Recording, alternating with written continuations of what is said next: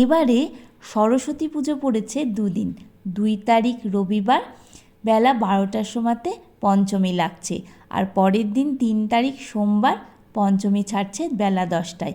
তাই আমরা একটু কনফিউজ ছিলাম যে কবে আমাদের স্কুলে সরস্বতী পুজোটা আমরা করব। ঠিক হলো আমরা স্কুলের 3 তারিখে মানে সোমবার দিন সরস্বতী পুজোটা করছি, আর সেই জন্যই বাচ্চাদের নিয়ে একটা মিটিংয়ের আয়োজন করা হয়েছিল। ওরা তো শুনে খুব খুশি।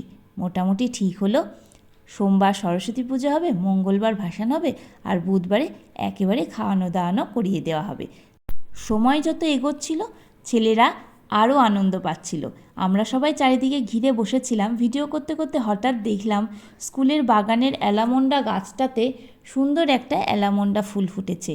একটাই ফুল ফুটেছিল, খুব ভালো লাগছিল দেখতে। আর আশেপাশেও তাকিয়ে দেখলাম শীতকাল তো কয়েকটা ফুল ফুটেছে, যদিও আমি সমস্ত ফুলের নাম জানি না। গাঁদা, পিটুনিয়া এগুলোই চিনি, খুব একটা ফুল সম্পর্কে আমার ধারণা নেই। যাই হোক, খুব ভালো লাগছিল বলে ফুলগুলোর কয়েকটা ভিডিও আমি ছোটোখাটো করে তুলে নিলাম। আর ওদিকে দেখলাম বাচ্চারা তখন একেবারে হাত তুলে তুলে নিজেদের নাম বলছে যে সরস্বতী পুজোয় কারা কারা কাজ করবে, এটাই তো ওদের মজা করার সময়। আর এদিকে আমরা একটা ছোট্ট পুরোহিত পেয়ে গেলাম, যে আমাদের প্রধান পুরোহিত, মানে আমাদের স্কুলেরই শোভনদা, তাকে সাহায্য করবে। খুব মজাদার একটা বিষয়। আর একদিকে যে সমস্ত বাচ্চারা গতবার রোজ এসেছে, কৃষ্ণাদির পক্ষ থেকে তাদের কিছু গিফট দেওয়া হলো।